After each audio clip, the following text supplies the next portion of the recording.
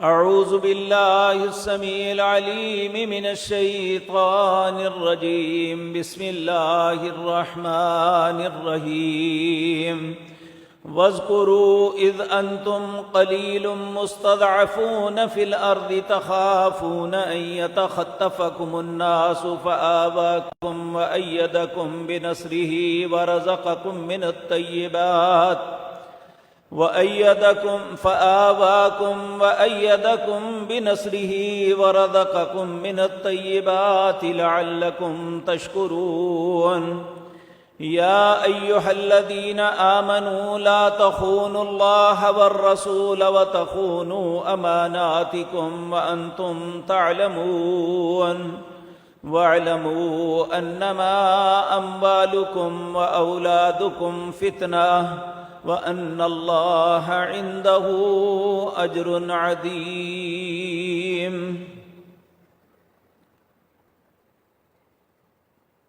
حضرات محترم، آج 14 اگست ہے اور اس دن کو اس ملک کی آزادی کی خوشی کے طور پہ مناتے ہیں لوگ. ہم مسلمان ہیں. مسلمان ہونے کے ناطے ہمارے لیے اسوہ حسنہ اگر کوئی ذات مطہرہ ہے تو وہ جناب محمد الرسول اللہ کی ذات ہے. ہماری زندگی کا کوئی معاملہ، کوئی مسئلہ ایسا نہیں ہے وہ خوشی کا ہے یا خدا نخواستہ اس کے برعکس اس معاملے میں رسول اللہ نے ہماری رہنمائی نہ فرمائی ہو، ایسا ہو ہی نہیں سکتا. پیارے نبی صلی اللہ علیہ وسلم نے خود یہ ارشاد فرمایا، اے میری امت کے لوگوں، بلکہ دنیا جہان کے لوگوں، میں نے ہر وہ رستہ جنت کی طرف جو جاتا ہے میں اس کی نشاندہی کرتی اور ان اعمال کو بتا دیا جو جنت میں لے جا سکتے ہیں، اور اس کے ساتھ دنیا کے اندر تمہیں امن اور عزت مل سکتی ہے، میں نے وہ سارے رستے بتا دیے. اسی طرح ہر وہ رستہ جو انسان کو جہنم کا ایندھن بناتا ہے، ہلاکت اور تباہی کی طرف لے جاتا ہے، میں نے ان سے روک دیا. اب ایک مسلمان کی حیثیت سے ہمارے سامنے رسول اللہ کی ذات مطہرہ موجود ہے اور آپ کی سیرت طیبہ ایک ایک لفظ ہمارے سامنے ہے. ہمارے ایک بہت بڑے بر صغیر کے عالم دین تھے، انہوں نے سیرت پہ کتاب بھی لکھی رحمت للعالمین. ان کا یہ بات کہنی تھی کہ رسول اللہ صلی اللہ علیہ وسلم کی 63 سالہ زندگی میرے سامنے اسی طرح ہے جس طرح میں آپ کو دیکھ رہا ہوں یا آپ مجھے دیکھ رہے ہیں. یعنی سیرت کے متعلق اتنا مطالعہ تھا ان کا کہ رسول اللہ نے اپنی زندگی کے کون سے دن کون سا کام کیا، خوشی کے اندر کیا کیا، اور خدا نخواستہ تکلیف آئی تو کیا معاملے کیے. تو بحیثیت مسلمان مجھ پہ اور آپ پہ بھی فرض عائد ہوتا ہے کہ ہماری زندگی میں مختلف مواقع آتے ہیں، خوشی کے بھی اور خدا نخواستہ اس کے برعکس بھی. ہمیں دیکھنا چاہیے کہ ہمارے پیارے نبی نے ہماری کیا رہنمائی کی. آج کی مجلس میں یہی عرض کرنی ہے کہ اس دنیا کے اندر اللہ نے اس انسان کو آزادی سے بڑی نعمت سے کوئی نہیں نوازا. آزادی اللہ کی طرف سے بہت بڑا انعام ہے، لیکن جب آزادی چھنتی ہے اللہ اس آزادی کو سلب کرتے ہیں، کسی غیر قوم کا غلام بنا دیتے ہیں تو اس کے اسباب ہوتے ہیں ما اصاب من مصیبت فبما کسبت ایدیہم. جو بھی تم پہ مصیبتیں آتی ہیں یہ تمہارے اپنے ہاتھوں کا کیا درا ہے. آپ سب پڑھے لکھے دانا لوگ ہیں، آپ کے علم میں یہ بات ہوگی کہ اس بر صغیر کے اندر مسلمانوں نے 1546 سے لے کر 1887 تک حکومت کی. مسلمانوں کا غلبہ تھا. باوجود قلیل ہونے کے اللہ نے اس پورے بر صغیر کے اندر نیپال سے لے کر افغانستان تک پورے خطے پہ مسلمان حاکم تھے. جب تک مسلمان اللہ اور اس کے رسول کی حیا کرتے رہے، اس کے احکامات کی تعمیل میں زندگی بسر کرتے رہے، اللہ نے اس عزت کو نہیں چھینا تھا.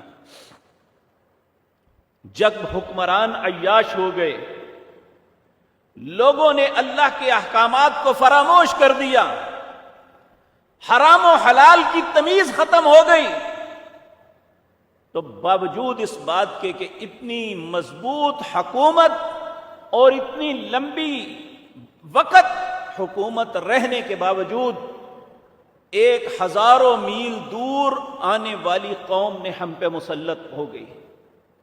1887 میں یہاں آ کے انگریز نے غلبہ حاصل کیا.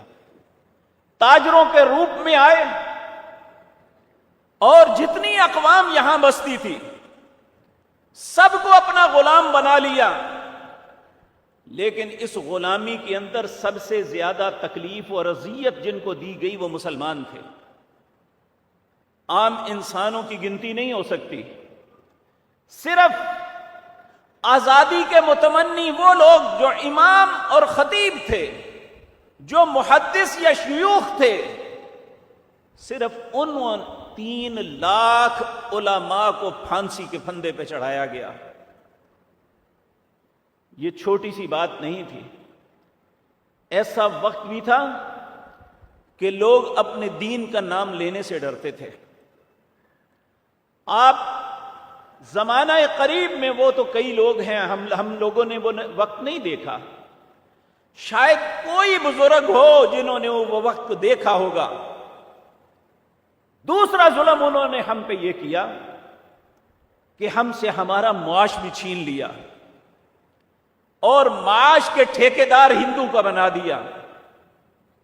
مسلمان مزدوری کرتے تھے، ہزاروں میں کوئی انسان ایک تھا جو اچھی اپنے گھر میں کھانا کھاتا تھا، وگرنہ اکثر مسلمان مزدوری اور انتہائی قسم پرسی کی زندگی بسر کرتے تھے. میرے عزیز بھائیوں، میں نے آپ کے سامنے سورۃ انفال کی ایک آیت پڑھی. اس کا شان نزول تو اہل مکہ تھے، لیکن جب بھی میں ان آیات کو پڑھتا ہوں ایک طالب علم کی حیثیت سے مجھے ایسے احساس ہوتا ہے جیسے اللہ نے ان کے لیے نہیں ہمارے لیے یہ آیت نازل کی تھی. کیونکہ اگر ہم اس پہ غور کریں گے تو اس کے مصداق ہم ہی بنتے ہیں. میرے عزیز بھائیوں، اللہ رب العزت فرماتے ہیں وَاذْكُرُوا إِذْ أَنْتُمْ قَلِيلٌ. یاد کرو اس وقت کو جب معاشرے کے اندر تم بہت تھوڑے تھے، اقلیت کے اندر تھے. کیا پارٹیشن سے پہلے ہندو ہم سے زیادہ نہیں تھے؟ اور ہندو، سکھ، پارسی، عیسائی یہ سب ایک تھے. مسلمانوں کے خلاف الکفر ملت واحدہ، کفر ایک ہی ملت ہوتی ہے. اور ایک تو یہ سب کے سب مسلمانوں کے مخالف، دوسرا انگریز اپنی حکومت کو قائم رکھنے کے لیے اس کے لیے سب سے بڑی بات یہ تھی کہ مسلمانوں کو تفرقے میں مبتلا رکھو. 1932 کی بات ہے، برطانیہ کی پارلیمنٹ کا اجلاس تھا. اس وقت برطانیہ کا وزیر اعظم لارڈ گیلڈ سٹون تھا. اس نے پارلیمنٹ کے سامنے ایک سوال رکھا کہ جہاں جہاں دنیا میں ہماری حکومت ہے، لوگ ہماری غلامی پہ خوش ہیں، لیکن جہاں مسلمان ہیں وہ ہمیں اطمینان کیوں نہیں لینے دیتے؟ اس کا ایک وزیر تعلیم تھا جس کا نام لارڈ میکالے تھا. یہ تھا یہودی، لیکن اس نے دوسرے مذاہب کے علوم کو سیکھا ہوا تھا، اس لیے نہیں کہ وہ تحقیق کر رہا تھا، اس لیے کہ میں انہیں نیچا دکھاؤں۔ اس نے اسلامی علوم کو بھی سیکھا ہوا تھا۔ یہ کھڑا ہوا، اس نے کہا جناب وزیر اعظم بات یہ ہے، جب تک مسلمانوں کے پاس قرآن جیسی کتاب موجود ہے، یہ کبھی بھی غلامی میں نہیں رہیں گے، تمہیں اور سکون بھی نہیں لینے دینے گے۔ اس نے کہا اگر یہ بات ہے تو ہمارے غلامی میں رہتے ہوئے ہمارے حکم کے بغیر کون چل سکتا ہے؟ اس قرآن کو جلا دو۔ وہ کہنے لگا اگر قرآن کو جلا بھی دو گے تو وہ پھر یہ لکھ لیں گے۔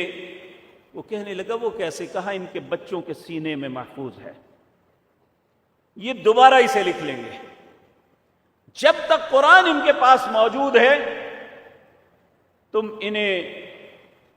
ان سے سکون نہیں لے سکتے۔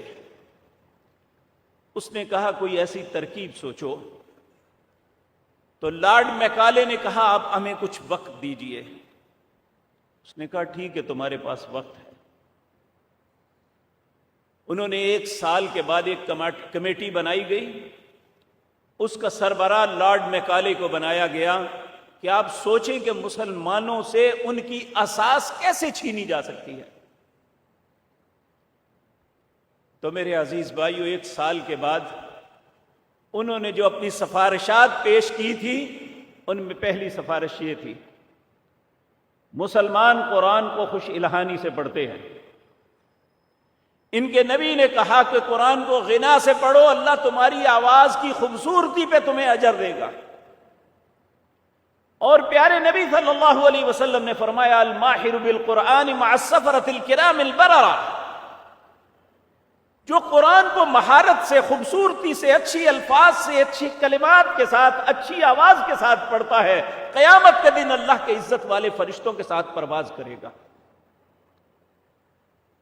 اس نے کہا اس کا متبادل 2 ہی نہیں، ان کے لیے آلات موسیقی جو ہے یہ انہیں عام کرو۔ جب یہ موسیقی کے دلدادہ ہو جائیں گے تو قرآن سے دور ہو جائیں گے۔ یہی تو قریش مکہ نے کہا تھا، وقال الذين كفروا لا تسمعوا لهذا القرآن والغوا فيه لعلكم تغلبون۔ کافروں نے کہا یہ جب قرآن پڑھیں تو شور کیا کرو۔ بلکہ ایک نضر بن حارث شخص تھا، اس نے مکے کے لوگوں سے پیسے اکٹھے کیے کہ میں گانے والی عورتیں اور آلات مزامیر لے کے آتا ہوں، تاکہ جب وہ گانے والیاں گانے گائیں گی اور لوگ ان کے گانوں کو سنیں گے تو قرآن کو چھوڑ دیں گے۔ اللہ رب العزت نے اس کے لیے قرآن کریم میں آیتیں اتاری، وَمِنَ النَّاسِ مَن يَشْتَرِي لَحْوَ الْحَدِيثِ لِيُضِلَّ عَن سَبِيلِ اللَّهِ بِغَيْرِ عِلْمٍ وَيَتَّخِذَهَا هُزُوًا أُولَٰئِكَ لَهُمْ عَذَابٌ أَلِيمٌ۔ یہ جو لوگ لہو و لعب خرید کے لاتے ہیں تاکہ لوگوں کو گمراہ کریں، ان کے لیے دردناک عذاب ہے، العیاذ باللہ۔ تو انہوں نے پہلی سفارش یہ پیش کی کہ قرآن کا مقابلہ کرنا ہے تو موسیقی کے رواج کو عام کر دو۔ اور آج دیکھ لیں قرآن پڑھنے والے کتنے ہیں، قرآن پڑھانے والے کتنے ہیں، قرآن کو اچھے انداز میں ادا کرنے والے کتنے ہیں، اور 1-2 سال سے بچے کے لے کر ایک 80 سال کے بزرگ تک جتنے چاہتے ہو گانے سن لو۔ اور ہمیں یہ سبق دیا گیا کہ یہ روح کی غذا ہے۔ واللہ باللہ سنت اللہ، اللہ رب العزت کا یہ فرمان ہے کہ 2 آوازوں پہ ہمیشہ میری لعنت تھی، لعنت ہے اور لعنت رہے گی۔ ایک آلات مزامیر، چاہے وہ آلات مزامیر پہ قوالی گائی جائے یا آلات مزامیر پہ رسول اللہ کے مقدس نام کی نعت پڑھی جائے یا اللہ رب العزت کی تعریف و توصیف میں الفاظ کہے جائیں، یا ایک مغنیہ خباثت والا گانا گائے، یہ سب آوازیں جو آلات مزامیر پہ بولی جاتی ہیں سب پہ اللہ کی لعنت ہے۔ اور دوسرا فرمایا اگر کسی پہ مصیبت آ جاتی ہے تو وہ جزا فضا کرتا ہے، بین ڈالتا ہے، واویلے کرتا ہے، اللہ کے فیصلے پہ خوش نہیں، اللہ اس آواز پہ بھی لعنت کرتے ہیں۔ انہوں نے یہ پلاننگ دی اور اس پہ انہوں نے عمل درآمد شروع کیا۔ آج مسلمانوں کی پوزیشن یہ ہے، آپ اپنے بزرگوں سے یہ بات پوچھ کے دیکھ لیں، ہم نے بھی اپنی بچپن میں یہ بات دیکھی، جب فجر کی نماز پڑھ کے مسجدوں سے نکلتے تھے، ہر گھر کی کھڑکی سے قرآن کی آواز آیا کرتی تھی، لوگ اپنے گھروں میں بیٹھ کے آواز بلند قرآن کریم کی تلاوت کیا کرتے تھے۔ آج بزرگ ہے، بچہ ہے، جوان ہے، اگر وہ نمازی بھی ہے تو کہتا ہے اگر صبح کی نماز نہ جماعت سے پڑھے تو کس وقت پڑھے؟ پہلی بات تو ہم سے نماز چھوٹ گئی، رات کے جاگنے نے ہم سے سب سے قیمتی نماز چھین لی۔ اللہ رب العزت ہم پہ رحم فرمائے۔ میرے بھائیوں، اس کے بعد جو قرآن کی تلاوت کرتے تھے اس وقت ہم نیند کے مزے لوٹ رہے ہوتے ہیں، کیونکہ جو رات 1 بجے 2 بجے 3 بجے سویا اسے کیا پتا کہ فجر کس وقت گزر گئی، اسے کیا پتا کہ ان قرآن الفجر کان مشہودا۔ ان ان پڑھ باپ دادوں کو جو پتا تھا کہ فجر کے وقت قرآن اللہ کے ہاں حاضر ہوتا ہے، وہ پڑھنا ہم سب بھول گئے۔ آج اگر وہ پڑھتا بھی ہے تو کسی اور ٹائم پہ، تو ہم چند کلمے پڑھ کے یہ سمجھتے ہیں، بلکہ ہم نے تو ایک نیا طریقہ، آسان طریقہ سوچ لیا۔ اگر ہمیں بڑی قرآن سے محبت آتی ہے تو مسجد سے طالب علموں کو بلا کے پیسے دے کے قرآن پڑھوا لیتے ہیں، یا یہ بھی نہیں تو ٹیپ ریکارڈر لگا کے کہتے ہیں جو ہم نے تلاوت لگا دی ہے۔ عجیب بات، ہم سے یہ سب کچھ چھن گیا۔ دوسرا اس نے کہا کہ جو لوگ دین کا علم پڑھتے ہیں ان کے لیے نوکریوں کے دروازے بند کر دو، جو علوم عصری پڑھیں گے وہ نوکریاں کر سکیں گے۔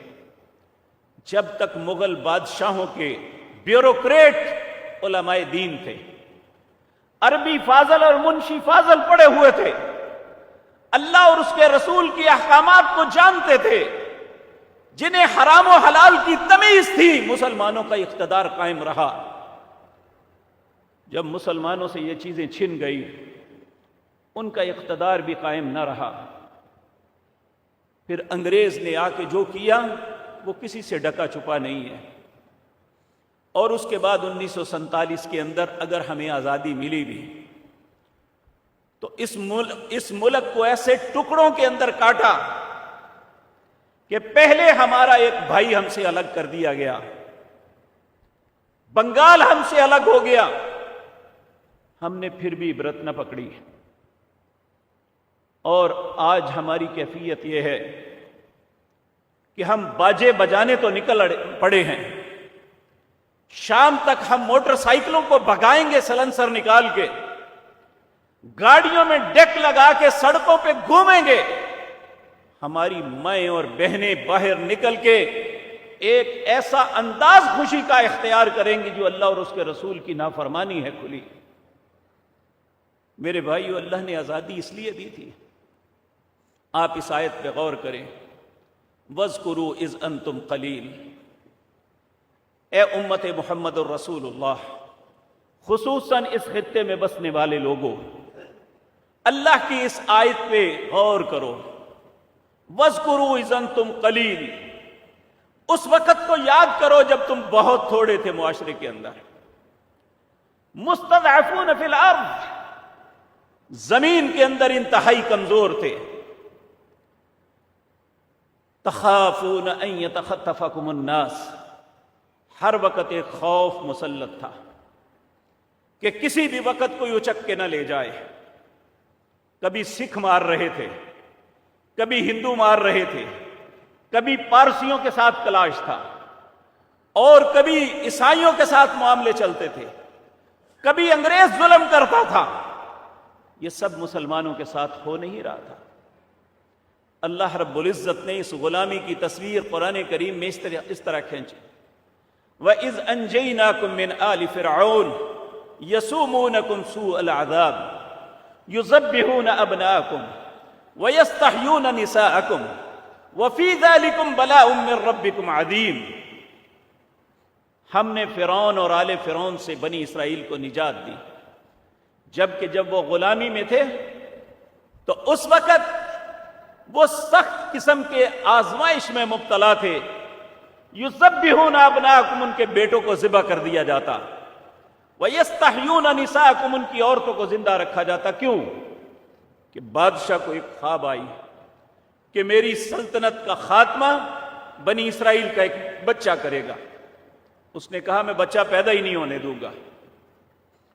لیکن اس کے پہلے ہی آپ دیکھیں، یوسف علیہ السلام نے بنی اسرائیل کو مصر میں آباد کیا تھا۔ اس وقت یوسف علیہ السلام مصر کے حاکم تھے، اللہ نے انہیں عزت اور شرف سے نوازا، لیکن بنی اسرائیل اپنی بے اعتدالیوں کی وجہ سے، اللہ کی نافرمانیوں کی وجہ سے، اپنی خباثتوں اور کمینگی کی وجہ سے فرعون اور آل فرعون کے غلام بن گئے۔ وہی قبطی جو پہلے ان کے زیر نگی تھے اب ان کے حاکم بن گئے۔ وہی فرعون جو یوسف علیہ السلام کے کہے پہ چلتا تھا، اسی کی اولاد اس نے بنی اسرائیل کو غلام بنا لیا۔ کیوں بنے؟ یہ اپنی کرتوتوں کی وجہ سے۔ وَكَمْ أَحْلَكْنَا مِنْ قَرْيَةٍ بَطِرَتْ مَعِيشَتَهَا فَتِلْكَ مَسَاكِنُهُمْ لَمْ تُسْكَنْ مِنْ بَعْدِهِمْ إِلَّا قَلِيلٌ وَكُنَّا نَحْنُ الْوَارِثُونَ۔ اللہ کہتے ہیں کتنی بستیوں کو میں نے برباد کر دیا، ان کی معیشت بہت مضبوط تھی، وہ اپنی جگہ بہت مطمئن تھے، لیکن اپنی کوتاہیوں کی وجہ سے برباد کر دیے گئے۔ یہ زندگی کے اندر یاد رکھیں، یہ تاریخ ایک حقیقت ہے۔ اس تاریخ کے یہ کوئی ایسی تاریخ نہیں ہے جس پہ اعتراض کیا جا سکے۔ یہ تاریخ وہ ہے جو قرآن بیان کر رہا ہے، پہلی اقوام کی حالات زار کو بیان کر رہا ہے۔ اللہ رب العزت نے ہم پہ بھی رحم کیا، ہم پہ ترس آیا۔ اللہ فرماتے ہیں فآواکم، پھر میں نے تمہیں جگہ دی، الگ وطن دے دیا۔ یہ ملک پاکستان الگ ہمیں اللہ نے عطا کیا، اور ایسے وقت میں دیا، اگست کی تو 14 تاریخ تھی، لیکن رمضان المبارک کا آخری عشرہ تھا، اور اس دن 27ویں شب تھی، جس کے متعلق صحابہ میں سے بعض کا خیال ہے یہی لیلۃ القدر کی رات ہے۔ اللہ نے اس کا آغاز تو یہ کیا، اور پھر کس بنیاد پہ حاصل کیا ہم نے کہ پاکستان کا مطلب کیا؟ لا الہ الا اللہ، اللہ کے علاوہ کوئی الہ نہیں ہوگا، صرف الہ واحد کی یہاں حکومت ہوگی۔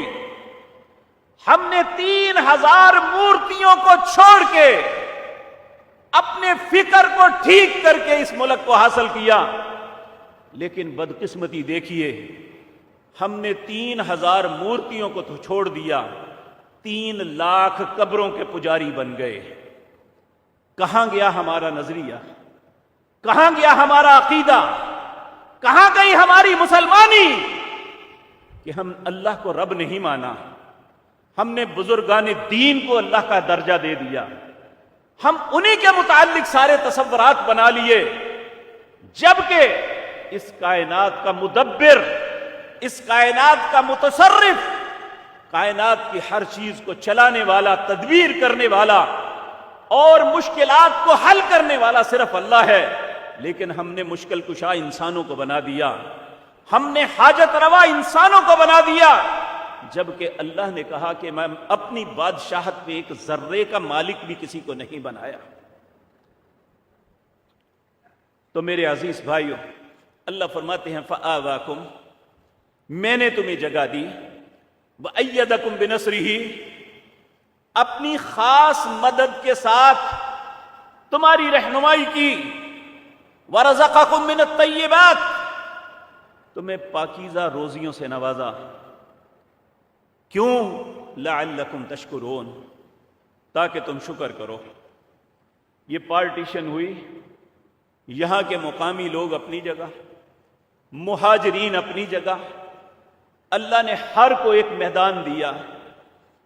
دنیا کے اندر معیشت کی دوڑ لگی، کہیں فیکٹریاں لگ رہی، کہیں کاشتکاریاں ہو رہی، وہ جو بیل چلا کے لوگوں کے سامان ڈھوتے تھے وہ بہت بڑے بڑے کاشتکار بن گئے، وہ جو لوگوں کی فیکٹریوں میں مزدوریاں کرتے تھے وہ بہت بڑے صنعت کار بن گئے، وہ جو دکانوں پہ سیلز مینی کرتے تھے وہ بہت بڑے بڑے ٹریڈر بن گئے۔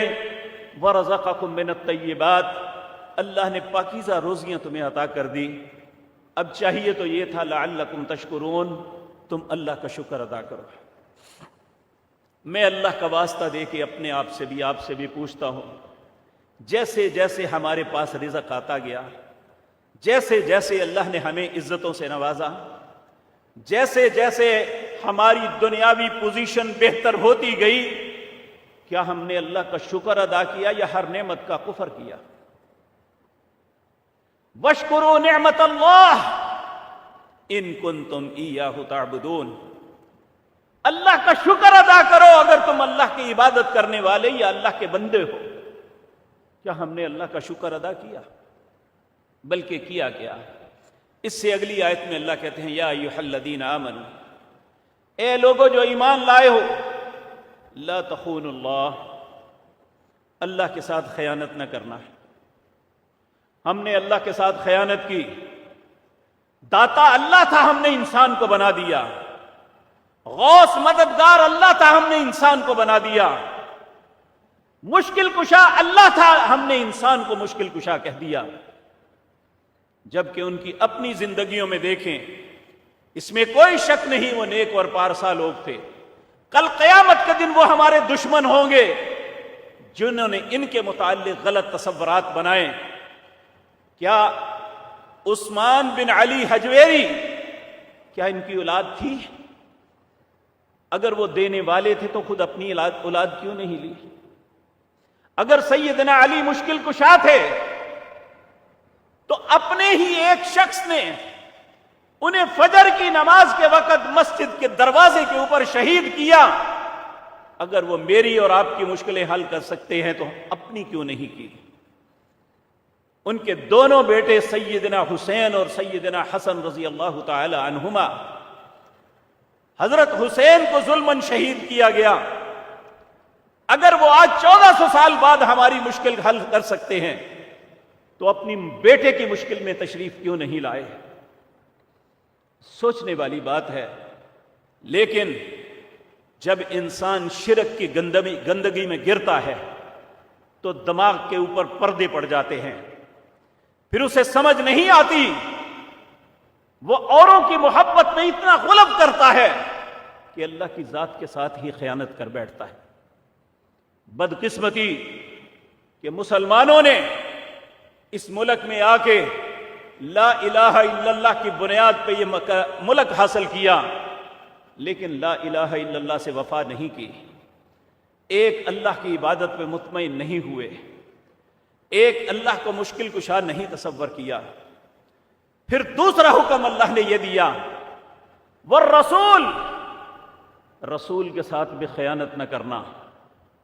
رسول کے ساتھ دیانت یہ ہے کہ ہم نے کلمہ پڑھا ہے محمد عبدہ ورسولہ واشہد ان محمد عبدہ ورسولہ، یہ نبی مکرم صلی اللہ علیہ وسلم جن کا نام نامی محمد ہے صلی اللہ علیہ وسلم، یہ اللہ کے بندے اور اس کے رسول ہیں۔ ہم نے کہا آپ بندے نہیں ہیں، آپ انسان نہیں ہیں، تو پھر کون تھے؟ یہاں ہم نے خیانت کی۔ پھر اللہ نے کہا یہ میرے بھیجے ہوئے ہیں، ما آتاکم الرسول فخذوہ وما نہاکم عنہ فانتہوا، جو میرے نبی دیں اسے لے لینا، جس سے منع کر دیں رک جانا۔ میں اللہ کا واسطہ دے کے کہتا ہوں ہم نے اپنے مولوی کی بات کو تو ترجیح دی، اپنے پیر امام کی بات کو ترجیح دی، محمد الرسول اللہ کی بات کی شرم نہیں کی، ان کی بات کو نہیں مانا، ان کے ساتھ بھی خیانت کی۔ جب اللہ کے ساتھ بھی خیانت، رسول اللہ کے ساتھ بھی خیانت، پھر ہم آپس میں ایک دوسرے کے ساتھ دیانت کیسے کر سکتے ہیں؟ تیسرا حکم یہ دیا، وَتَخُونُوا أَمَانَاتِكُمْ، اپنے درمیان باہم معاملات میں کبھی ایک دوسرے سے خیانت نہ کرنا۔ میرے پیارے بھائیوں، ہم بڑے فخر کے ساتھ سینے پہ ہاتھ رکھ کے کہتے ہیں ہم مسلمان ہیں۔ مسلمان کا مطلب فرما بردار ہے۔ تو اللہ رب العزت نے حقیقتاً جس کو اسلام کی توفیق بخشی اسے فرما بردار ہی رہنا چاہیے، لیکن ہوا کیا؟ نبی کریم صلی اللہ علیہ وسلم نے فرمایا، آیت المنافق ثلاث وإن صام أو صلى وزعم أنه مسلم۔ منافق کی 3 نشانیاں ہیں، چاہے وہ نماز پڑھتا ہے، روزہ رکھتا ہے، اپنے آپ کو مسلمان کہتا ہے، وہ 3 نشانیاں کون سی ہیں؟ اذا اؤتمن خان، جب امانت رکھی جائے تو خیانت کرتا ہے، وَإِذَا حَدَّثَ كَذَبَ، بات کرتا ہے تو جھوٹ بولتا ہے، وَإِذَا وَعَدَ أَخْلَفَ، وعدہ کرتا ہے تو وعدہ خلافی کرتا ہے۔ میں اپنے آپ سے سوال کروں، آپ اپنے آپ سے سوال کریں، کیا ہم ایک دوسرے کے امانت دار ہیں؟ ایک دوسرے کا حق نہیں رکھتے؟ ایک دوسرے کا حق مار نہیں لیتے؟ آپ ساری کچہریاں دیکھ لیں، جتنے دیوانی مقدمات ہیں، سکے بھائی ایک دوسرے کا حق مارتے ہیں، بیٹے باپ کا حق مارتے ہیں، بھائی بہنوں کا حق مارتے ہیں۔ تو کیا ہم مسلم ہیں؟ ہمیں یہ استحقاق ہے؟ اور جب بھی بات کریں، کیا سچی بات کرتے ہیں؟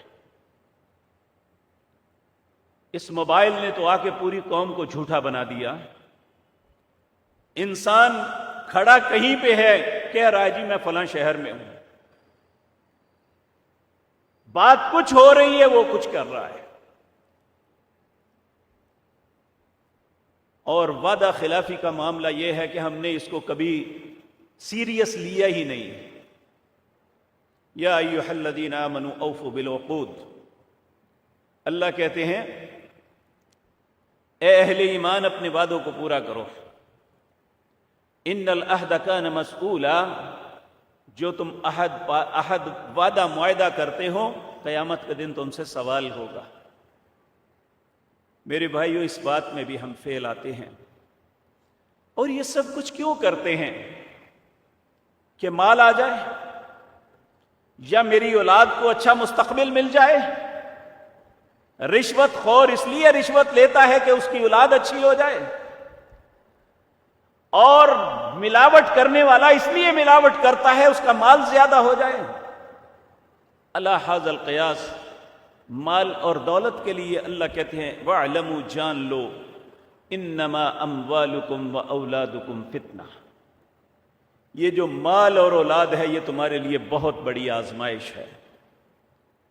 واللہ وان اللہ عندہ اجر عظیم، حالانکہ اگر تم یہ بات سمجھو تو سب سے بہتر اور بہت بڑا اجر صرف اللہ کے پاس ہے، اگر اس کی بات مان لو۔ اسی طرح یہ دوسری آیت سورۃ نحل ہے، اس کی آیت نمبر 112 تو سے 114 تک، یہ بھی ایسے ہی محسوس ہوتا ہے جیسے ہمارے متعلق تھی۔ اللہ فرماتے ہیں وَضَرَبَ اللَّهُ مَثَلًا قَرْيَةً، اے میرے پاک پیغمبر مثال بیان کرو ان کے ساتھ نے اس بستی کی، کانت آمنۃ مطمئنہ، اللہ نے انہیں بہت اطمینان والی زندگی، جب آزادی دی تو بہت اطمینان والی زندگی بھی دی۔ آپ 1973 سے پہلے جتنی بھی زندگی ہے ان بزرگوں سے پوچھ کے دیکھ لو، ان کے پاس پیسہ ہمارے جتنا نہیں تھا، सहूलतें भी हमारी जितनी नहीं थी, किसी घर में रेफ्रिजरेटर नहीं था। मैंने अपने बचपन में देखा इस शहर में 2 या 3 लोगों के पास गाड़ी थी, अब कितने हजारों लोगों के पास गाड़ियां हैं। चंद लोगों के पास मोटरसाइकिलें थी, लोग पैदल या साइकिल पे सफर किया करते थे। ये सारा दौर हमने नहीं देखा, लेकिन आज हमारे पास सब कुछ है।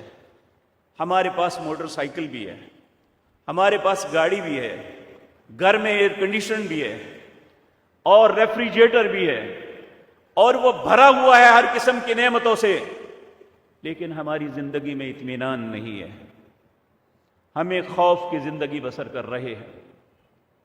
हमें बिल्कुल इस बात पे जो होता है, उस वक्त लोगों के पास वक्त भी था, रिश्तों के साथ मिलते भी थे, उनके पास उनकी खुशी गमी में रहते भी थे।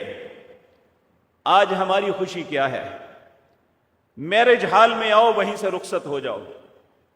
हमें अपने घर में भाई, चचा, खालू और इस तरह के रहम के रिश्तों को बुलाना भी गवारा नहीं है। हमारी जिंदगी का इत्मीनान खत्म हो गया। क्यों? ये आयत हमें बताती है। वज़रबल्लाहु मसलन करिया कानत आमिनतुम मुतमइन्ना, ये अपनी जिंदगी बड़ी मुतमईन बसर कर रहे थे। यातिहा रिज़्क़ुहा रग़दम मिन कुल्ली मकान, चारों तरफ से रिज़्क़ के अंबार आ रहे थे, सनतें चल रही थी, कोई परेशानी नहीं थी। FBI के गुंडे और ये बदमाश फैक्ट्रियों पे हमला आवर नहीं होते थे, हुकूमतें लोगों का लहू नहीं चूसती थी। लेकिन हमें यह रास ना आया। रग़दम मिन कुल्ली मकान फ़कफ़रत बिअनअमिल्लाह, जो नेमत भी अल्लाह ने हमें दी, हमने उसका कुफर किया, अल्लाह के अहकामात की खिलाफवर्जी की। फिर उसका नतीजा क्या निकला? फ़अज़ाक़हल्लाहु लिबासल जूइ वल खौफ, अल्लाह ने भूख और खौफ का लिबास पहना दिया। आज हमारे खातों के अंदर हजारों नहीं, लाखों नहीं, करोड़ों के खाते हैं, अरबों के मालिक हैं, लेकिन मन की भूख नहीं मरती। हर वक्त दूसरे की पॉकेट पे नजर है। उस वक्त लोग किसी को खिला के राजी होते थे, आज पूरी दुनिया को निचोड़ के भी हम मुतमईन नहीं होते। आज लोगों का माल छीन के, खा के, अपना घर भर के भी हम मुतमईन नहीं है। क्यों?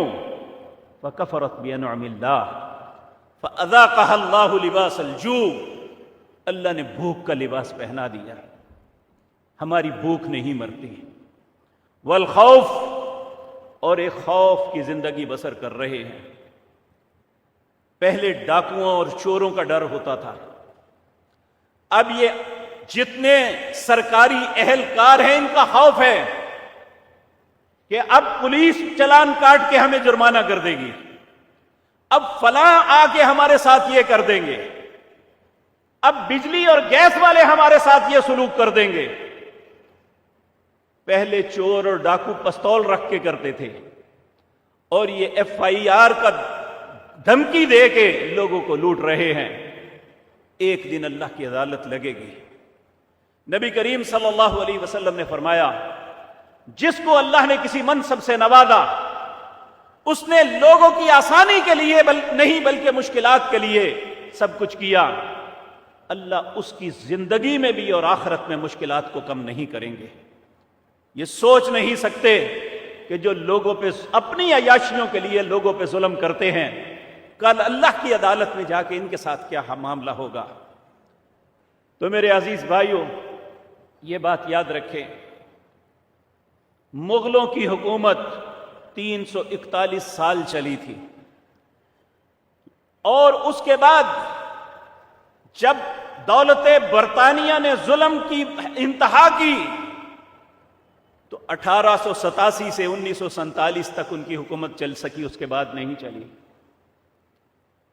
रूस ने तुर्कस्तान की रियासतों पे 70 साल तक जबर किया, आज वो सब आजाद हैं। रूस टूट के पारा पारा हो चुका। امریکہ کا ظلم دنیا پہ تھا، اب وہ ختم ہو رہا ہے، یہ دنیا کا ہاتھی مرنے کے قریب ہے انشاءاللہ۔ جو بھی انسان، وہ چاہے مسلمان ہے یا غیر مسلمان، جب ظلم کرے گا حاکم ہونے کی حیثیت سے، اللہ ان سے حکومتیں چھین لیں گے، اور بحیثیت رعایا اگر اللہ کی ان نعمتوں کا شکر ادا کرنے کے بجائے کفر کریں گے تو یاد رکھیں یہ نعمت ہمارے پاس نہیں رہے گی۔ اللہ رب العزت نے یہ فرمایا کہ فَأَذَاقَهَا اللَّهُ لِبَاسَ الْجُوعِ وَالْخَوْفِ بِمَا كَانُوا يَصْنَعُونَ، یہ میں نے خوف اور بھوک کا لباس کیوں پہنایا؟ جو تم کر رہے تھے، یہ اس کا رزلٹ ہے۔ پھر فرمایا وَلَقَدْ جَاءَهُمْ رَسُولٌ مِّنْهُمْ، تمہارے پاس میں نے رسول بھیجا، اس رسول کی تعلیمات ہمارے پاس ہیں۔ کون سا گھر ہے جس کے گھر میں قرآن نہ موجود ہو؟ کون سا مسلمان ہے جس مسلمان کے گھر رسول اللہ کی سیرت یا اس کی احادیث کے متعلق کوئی چھوٹی یا بڑی کتاب موجود نہ ہو؟ کیا ہم نے زندگی میں جب کوئی بھی وقت آیا، کبھی ہم نے احساس کیا ہے میں قرآن کھول کے دیکھوں کہ اللہ ہماری رہنمائی کیا کرتا ہے؟ ہم نے اس خوشی کو منانا ہے تو کیسے منانا ہے؟ ہم پہ جو تکلیف آئی ہے، اس تکلیف سے کیسے نبر آزما ہونا ہے؟ مجھے ایک بات یاد آ گئی۔ ہمارے یہاں ایک جج تھے، میرے ماموں چودھری بشیر صاحب کے بڑے ہی اچھے دوست تھے، فیاض حمید قریشی صاحب۔ ان کا تبلیغی جماعت سے تعلق تھا۔ ایک دن انہوں نے یہ بات سنائی، کہتے تھے ایک نو مسلم، وہ یورپ کے کسی ملک کا نو مسلم تھا، تو وہ مسلمان ہو گیا، پھر ہماری جماعت کے ساتھ یا پاکستان آیا۔ ایک دن وہ نکلا تو کافی دیر تک واپس نہ پلٹا۔ ہمیں تھوڑی سی تشویش ہوئی کہ پتہ نہیں وہ کہاں گیا ہے بیچارہ، بھٹک نہ گیا ہو۔ کہتے ہیں ہم لوگ کچھ نکلے کہ اسے دیکھیں، ڈھونڈے۔ کہتے ہیں ڈھونڈتے ڈھونڈتے ہم نے دیکھا کہ وہ ایک حجام کی دکان کے باہر کھڑا ہے اور اس کے ہاتھ میں حدیث کی کتاب ہے۔ ایک پاؤں اس کے سٹیپ پہ تھا اور ایک نیچے تھا۔ ہم پہلے تو دور کھڑے ہو کے کافی دیر دیکھتے رہے۔ جب کافی دیر ہو گئی تو ہم اس کے پاس جا کے کہے بھائی اللہ کے بندے کیا مسئلہ ہے تمہیں، اس کے یہاں کیوں کھڑے ہو؟ کہنے لگا مسلمان ہو گیا ہوں، اب ان احادیث میں ڈھونڈ رہا ہوں کہ جس رسول کا کلمہ پڑا ہے انہوں نے حجامت کیسے بنوائی تھی، میں یہ ڈھونڈ رہا ہوں۔ یہ ایک نو مسلم کی سوچ ہے۔ ہمارے باپ دادا بھی مسلمان ہیں، ہم بھی الحمدللہ مسلمان ہیں، لیکن کبھی ہماری سوچ ایسی آئی ہے؟ آج ہی میں نے ایک فیس بک پہ 2 تصویریں دیکھی۔ ایک نو مسلم تھا، محمد یوسف نام کا کرکٹر، مجھے پتہ نہیں اس کا پہلے نام کیا تھا۔ وہ مسلمان ہوا، اس نے اپنی بیٹی کی رخصتی کی اور اس کی بیٹی پورے پردے کے اندر تھی اور وہ اسے رخصت کر رہا تھا۔ کہنے لگے ایک تصویر کا رخ یہ ہے کہ یہ ایک نو مسلم ہے جس نے اپنی زندگی پوری کو ڈال دیا اپنے دین کے لیے، اور دوسری طرف جس کا باپ دادا ایک عالم دین تھے، جاوید نام کا کوئی شخص تھا جو باہر چلا گیا، اس نے بھی اپنی بیٹی کی شادی ایک غیر مسلمان سے کی، نہ معلوم وہ یہودی ہے، عیسائی ہے یا ملحد ہے، اور اس کی بیٹی کے لباس کو دیکھ کے شرم محسوس ہوتی تھی کہ یہ ایک مسلمان اپنی بیٹی کو اس طرح الوداع کر رہا ہے۔ میرے بھائیو، اس دین کی قیمت جانیے۔ اگر اس دین کے ساتھ محبت کریں گے، اس دین کی قدر کریں گے تو اللہ ہماری قدر کرے گا، اللہ ہماری آزادی کو بھی قائم رکھے گا، ہمیں رزق کی وسعتیں بھی دے گا۔ اگر ہم نے اللہ کے دین کے ساتھ غداری کی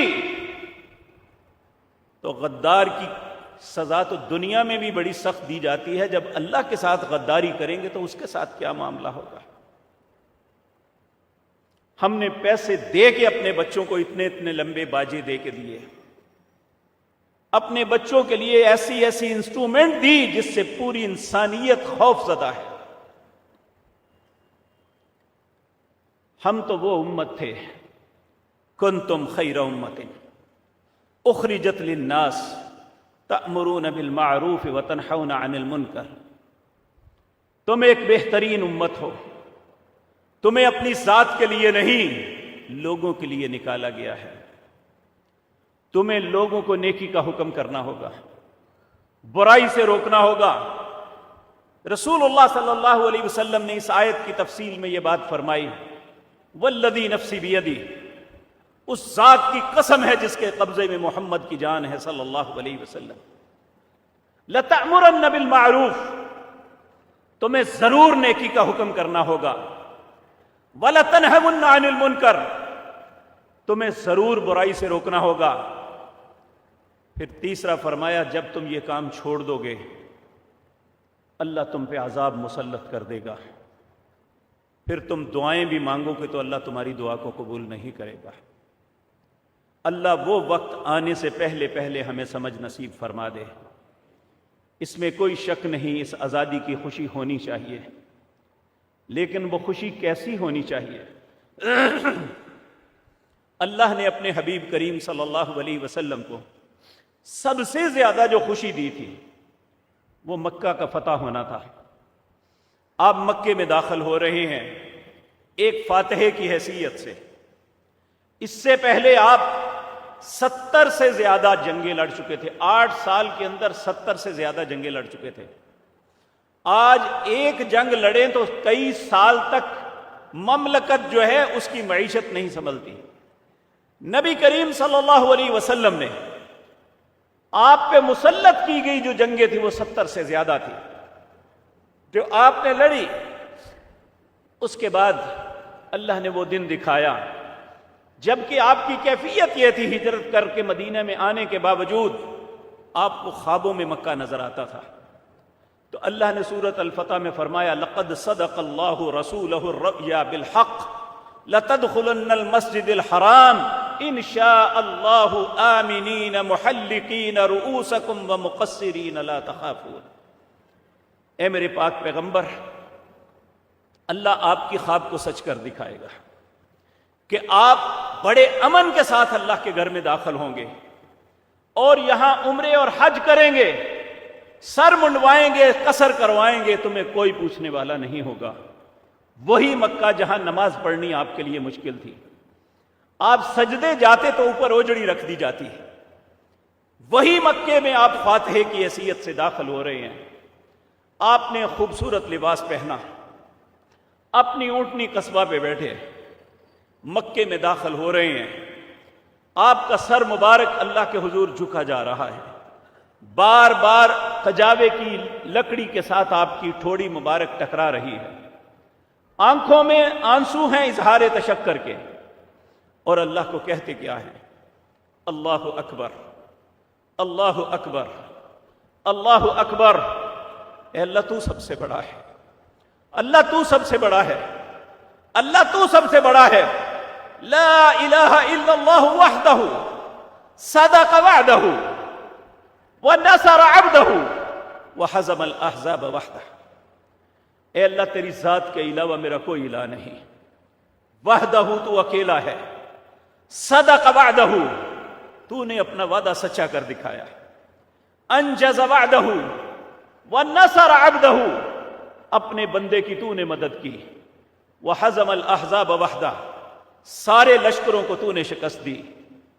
اس کے بعد جب آپ مدینہ منورہ میں واپس آتے ہیں، لوگ فوج در فوج اسلام میں داخل ہو کے آپ کی خدمت میں حاضر ہو رہے ہیں، تو اللہ رب العزت نے اپنے حبیب کریم صلی اللہ علیہ وسلم کے حضور ایک سورت نازل کی جسے سورت نصر کہتے ہیں، مددگار۔ اذا جاء نصر اللہ والفتح وَرَأَيْتَ النَّاسَ يَدْخُلُونَ فِي دِينِ اللَّهِ أَفْوَاجًا، آپ کے پاس جب اللہ کی مدد اور فتح آ گئی، آپ دیکھ رہے ہیں لوگ دین کے اندر فوج در فوج داخل ہو رہے ہیں۔ اے میرے پاک پیغمبر اب اللہ کا شکر کیسے کرنا؟ 3 کام کرنا۔ پہلا کام فسبح، اللہ کی تسبیح بیان کرنا، بحمد ربک، اپنے رب کی تعریف کرنا، واستغفر، اپنے رب کی استغفار کرنا، انہ کان توابا، بے شک تیرا رب توبہ قبول کرنے والا، لوٹنے والا، رجوع کرنے والا ہے۔ سیدہ عائشہ طیبہ طاہرہ رضی اللہ تعالی عنہا فرماتی ہیں جب یہ سورت اتری اس کے بعد نبی کریم کا کوئی رکوع اور سجدہ ایسا نہیں تھا جس میں آپ یہ نہ پڑھتے سبحانک اللہم ربنا وبحمدک اللہم اغفر لی، سبحانک اللہ، پاک ہے تو اے اللہ، وبحمدک، تعریف کے لائق تیری ذات ہے، اللہم، اے میرے اللہ، اللہم اغفر لی، اے اللہ تو مجھے بخش دے۔ آج میرے اور آپ کے لیے بھی یہ ہے، اللہ نے ہمیں آزادی کی نعمت دی، فسبح بحمد ربک واستغفر، اللہ کی تسبیح بیان کرو۔ جس اللہ نے ہمیں یہ زمین دی، جس اللہ نے ہمیں آزادی کی نعمت دی، جس اللہ نے ہم پہ احسان کیا، جس اللہ نے ہمیں اچھی روزیاں دی، فسبح بحمد ربک واستغفر۔ 4 کلمات ایسے ہیں، ان سے خوبصورت کلمے اللہ نے نہیں بنائے۔ سبحان اللہ، الحمدللہ، لا الہ الا اللہ، اللہ اکبر۔ آج کے دن یہی خوشی ہے کہ ہم اس اللہ کا شکر ادا کریں جس مالک نے یہ نعمت ہمیں عطا کی ہے، نہ کہ اللہ کے احکامات کا کفر اور شیطان کے کرندے بن کے ایسا طرز عمل اختیار کریں جس پہ مالک ناراض نہ ہو جائے۔ اگر مالک ناراض ہو جائے تو زمین پر رہنے کے لیے جگہ بھی باقی نہیں رہتی۔ اللہ اس وقت سے پہلے ہمیں معاف فرما دے۔ اقول قولی ھذا واستغفر اللہ۔